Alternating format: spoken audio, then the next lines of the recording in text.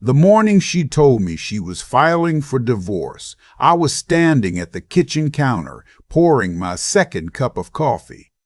She walked in wearing a blouse I'd never seen before, a deep burgundy thing with little pearl buttons, and she wasn't wearing her ring. I noticed that first. 31 years of marriage, and I noticed the ring before I noticed the smile.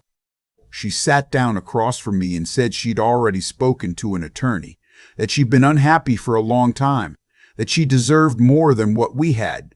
She said it the way you'd read from a script, practiced, clean, no wobble in her voice. Then she said, "I want you out of the house by the end of the month, Harland." She called me Harland, not Hank. She hadn't called me Harland since the time I forgot our 20th anniversary. I looked at my coffee. I thought about a lot of things in that moment. I thought about our daughter's wedding last spring and how my wife had danced with me to that old Sinatra song we used to play in our first apartment. I thought about the way she'd looked at me during the vows. I thought about the man I'd seen dropping her off 3 blocks from our house on a Tuesday afternoon in February, and how she told me she'd been at a work conference in Columbus. I set my mug down. I said, "Okay." That was all I said. She blinked. I think she expected something else, an argument, maybe tears, or the kind of chest beating a man does when his pride gets stepped on. I gave her nothing, just okay. She picked up her phone, tapped something, and walked back upstairs without another word. I stood there finishing my coffee. I'm 63 years old. I spent 34 years working for the federal government as a forensic auditor with the IRS Criminal Investigation Division. I have reviewed the financial records of people who thought they were untouchable, senators, CEOs, a pastor who ran 4 shell companies out of a church in Akron.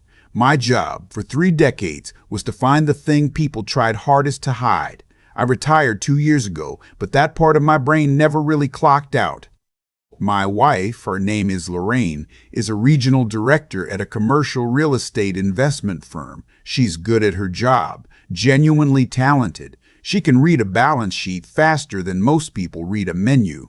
Over the years, I used to joke that if she ever turned crooked, I'd be the one man in America who could catch her. I wasn't laughing now. I didn't say anything to our daughter right away. Penny was still riding high from the honeymoon, and I wasn't about to land this on her doorstep before I understood what I was actually dealing with. I called my old friend Calvin instead. Calvin Marsh, 32 years with the FBI, retired. The kind of man who orders decaf at dinner and still somehow seems dangerous. We met for lunch at a diner off Route 9, and I told him everything. He listened without interrupting. That's the thing about Calvin. He's never once in our 40-year friendship interrupted me mid-sentence. When I finished, he poured some more coffee into his cup from the little carafe on the table and said, "Has she changed her behavior patterns?" I thought about it. New clothes, eaten less at dinner, takes her phone into the bathroom. How long? Maybe 14 months, give or take.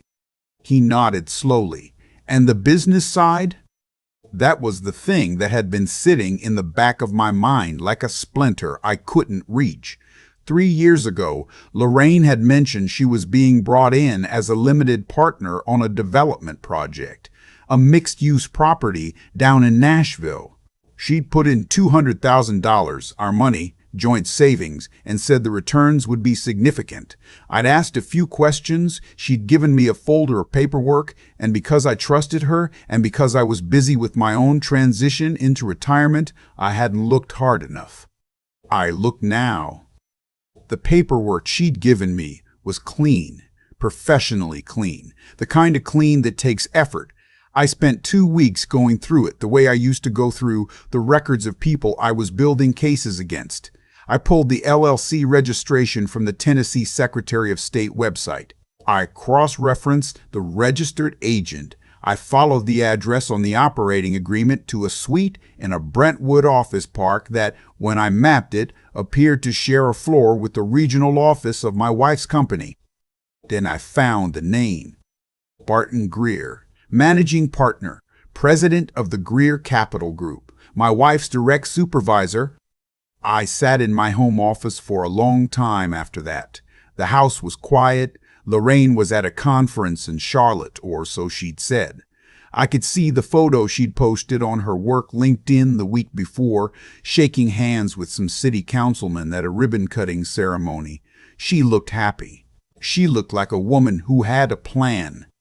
I called my attorney the next morning, not the family law attorney everyone calls when their marriage ends. I called Leonard Foss, who spent 20 years as a federal prosecutor before going private. We'd worked together on 3 cases in the 90s. He's in his 70s now, moves a little slower, but his mind is still a trap. I told him I needed to understand a few things before I made any moves. Smart, he said. Don't touch anything. Don't move money. Don't give her any reason to think you're looking. I'm not going to, but Leonard, I think there might be more than just a divorce here. There was a pause on his end. Tell me. I told him about the Nashville project, about Barton Greer, about the $200,000 that had supposedly been invested in a property I could find almost no public record of. Leonard asked me to send him everything I had. I did. He called me back 4 days later. Hank, he said, I need you to sit down. I was already sitting. What he'd found, or rather what he'd had a colleague with a real estate law background look at, was a structure that raised serious questions. The LLC had been capitalized using funds from multiple sources, several of which appeared to be investor contributions from people who may not have known their money was being commingled with operating expenses. The property in Nashville existed, but it had been refinanced twice, and the equity distributions to limited partners had been irregular. Leonard used the phrase potentially fraudulent inducement. He said the word securities more than once.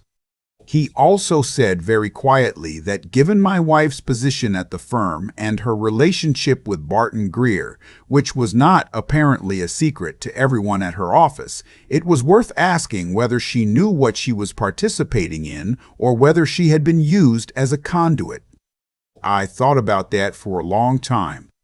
I want to be honest here because I think honesty matters when you're telling a story like this. Part of me, a small, tired part, hoped she didn't know, hoped she'd been fooled the way I'd been fooled, that Barton Greer had dazzled her with his money and his access, and she'd made a terrible mistake without understanding what it was. Because if she knew, if she had helped structure this, then the woman I'd spent 31 years building a life with was someone I had fundamentally never understood. I kept that thought to myself and kept working. Leonard connected me with a colleague at the SEC's regional office. Not officially, just a conversation. Coffee.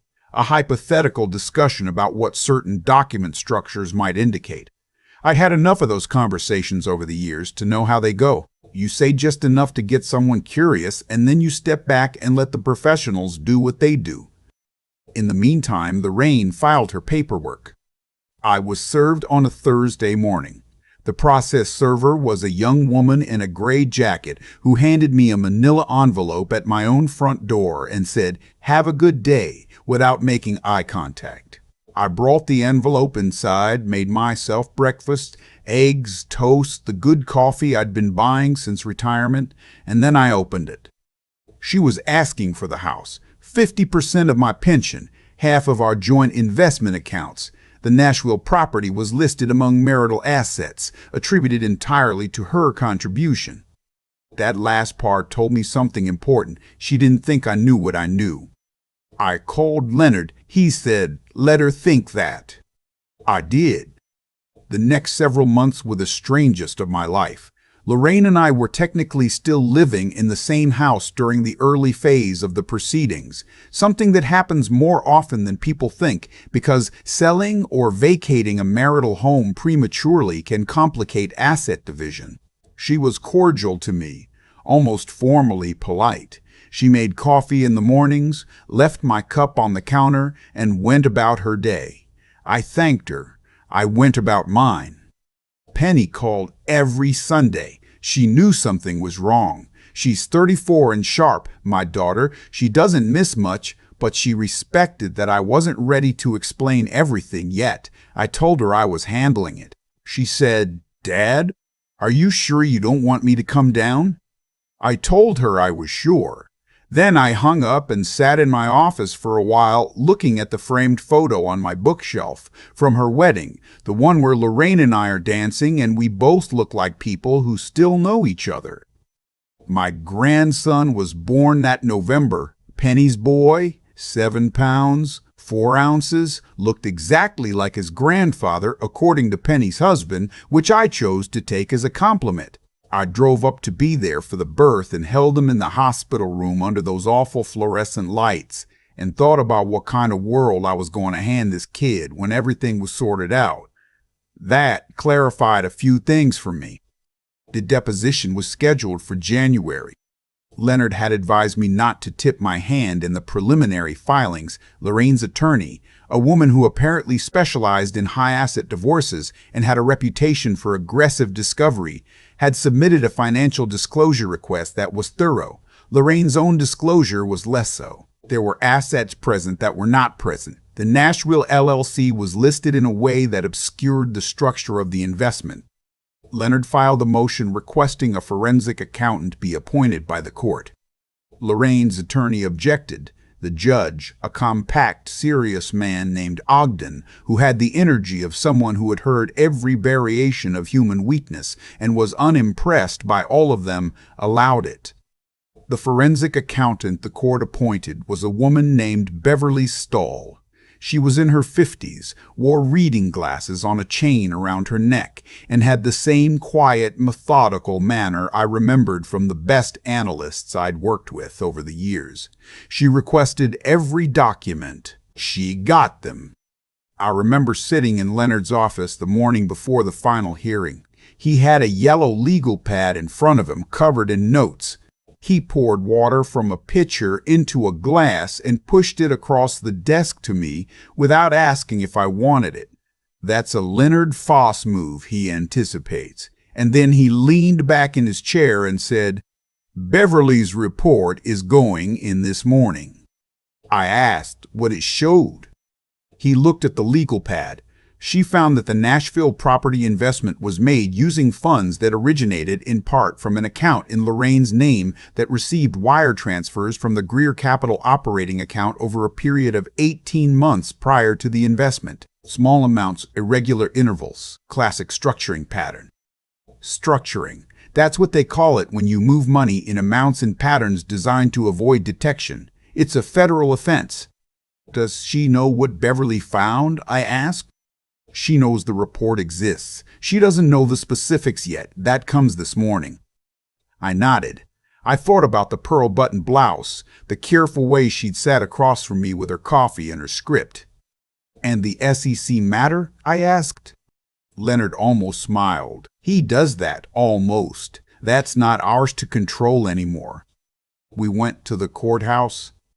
The hearing was in a wood-paneled room with tall windows that let in the flat light of a January morning. Lorraine was already there when I arrived with Leonard. She was sitting with her attorney at their table, wearing a charcoal blazer, her hair done the way she does it, for important meetings. She looked composed. Confident, she glanced at me once, briefly, then looked back at her notes. Barton Greer was not there. He had, I later learned, retained his own criminal defense attorney 2 weeks earlier. He had also reportedly left for a property inspection in Portugal the previous Friday and had communicated with his firm via a single email since then. That detail is, in the polite language of these things, indicative. The financial disclosure and Beverly's report were entered into the record. Lorraine's attorney began to object to portions of the methodology. Judge Ogden listened, said very little, and then asked Beverly Stahl 2 direct questions. Beverly answered them in plain, unambiguous language. The room got very quiet. I looked at Lorraine. She had stopped taking notes on her legal pad. Her hand was flat on the table. Leonard didn't say anything dramatic. He doesn't operate that way. He simply slid a supplemental exhibit across to the clerk and said, in a perfectly even tone, that we had additional documentation relevant to the asset origin questions raised by the forensic report. The exhibit was a packet of wire transfer records, a copy of the Greer Capital operating agreement, and a chronology I had assembled over the previous 7 months connecting Lorraine's account activity to the LLC's capitalization timeline. Lorraine's attorney asked for a recess. Judge Ogden denied it. I don't want to make this sound like a movie because it wasn't. There was no dramatic moment where someone slammed a table or broke down in tears. What happened was quieter than that, and in some ways more permanent.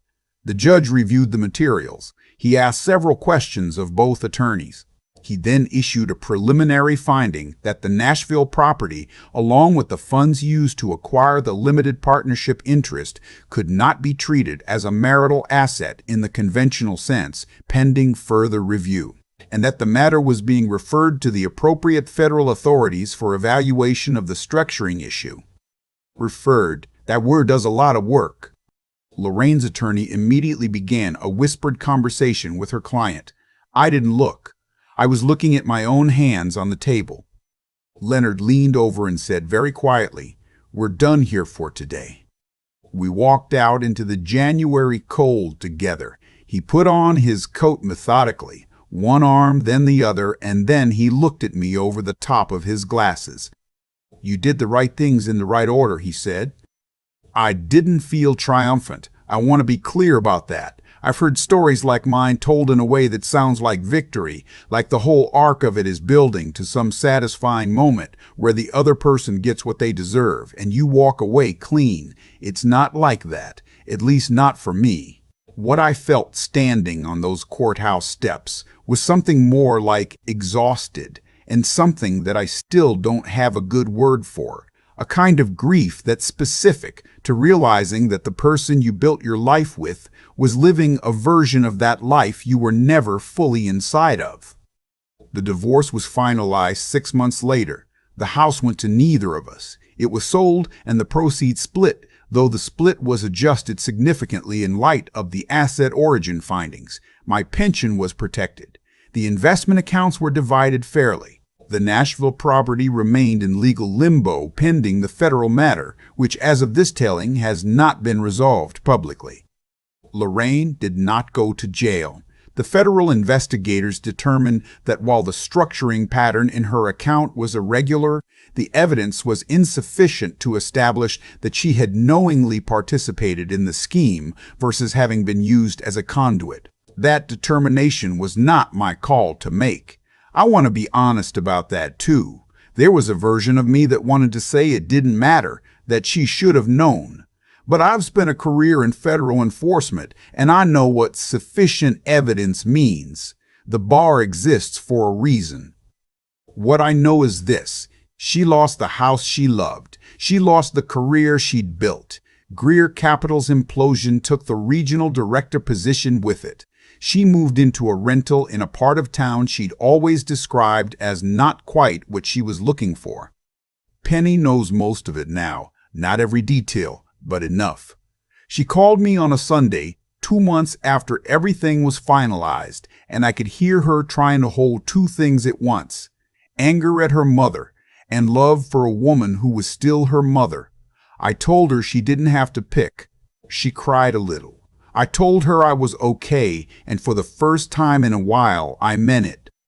My grandson is 8 months old now. He laughs at ceiling fans. He grabs my finger when I hold my hand near his, that ancient instinct, closing his fist around something solid. I drive up every few weeks to see him. I still make my coffee in the mornings the same way. 2 cups. The house is different now, smaller, a rental on the other side of town, quiet in a way that took some getting used to. I sit by the window. The morning light comes in. I don't miss being fooled. I do sometimes miss who I thought we were. But I know the difference now between what was real and what was constructed, and knowing that even when it cost you is the only foundation worth building on. I've been thinking about what it actually takes to survive something like this, not just legally, not just financially, but as a person, and I keep coming back to the same three things. The first is doing what's right when no one's watching and nothing's forcing you to. I could have moved money. I could have hidden assets the way Lorraine hid hers. I spent 34 years learning exactly how people do that, and I knew a dozen ways to do it cleanly. I didn't. Not because I was afraid of getting caught. I probably wouldn't have been. But because the moment you compromise who you are to win, you've already lost something you can't get back in any courtroom. Leonard told me once early in his career that the cases he regretted weren't the ones he lost. They were the ones where his client won by becoming the thing they claimed to be fighting against. I kept that thought in my coat pocket for 7 months. The second thing is using your mind carefully and honestly, not just being smart. Plenty of people are smart and still manage to fool themselves completely. I mean the discipline of looking at evidence without deciding what it means before you've finished looking. When I found Barton Greer's name on that LLC registration, there was a version of me that wanted to stop there, to build the whole story from that one fact and run with it. I didn't. I kept pulling threads. I sat with things that were uncomfortable and incomplete. I let Beverly Stahl do her job without trying to steer her toward conclusions I'd already reached. That restraint, that willingness to follow the facts wherever they actually go rather than where you want them to go, that's what held everything together. Lorraine's side had emotion. We had a paper trail. The third thing is harder to name. It's the decision to keep going on the days when going on doesn't feel worth it. There were mornings in that house, still living under the same roof as a woman who was planning to take everything I'd built, when I made my coffee and sat by the window and thought seriously about whether any of this was worth the fight. My pension would have covered a quiet life somewhere. I could have let the lawyers settle it and walked away smaller but done. What kept me going wasn't anger. Anger burns out. What kept me going was Penny's boy, 7 pounds 4 ounces, grabbing my finger in that hospital room like it was the most natural thing in the world. You keep going because somebody small is watching you learn what it looks like to handle hard things with your head up. Lorraine made her choices. Barton Greer made his. I don't spend much time anymore trying to assign weight to what they did or didn't understand about the consequences. What I know is that actions accumulate. The wire transfer she allowed into her account didn't happen once. They happened over 18 months in a pattern at intervals. That's not a mistake. That's a direction. And directions sustained long enough become destinations. I'm 63 years old and I live in a smaller house than I used to, and I drive 40 minutes every few weeks to watch my grandson laugh at ceiling fans. That's the destination my choice is built. I'll take it.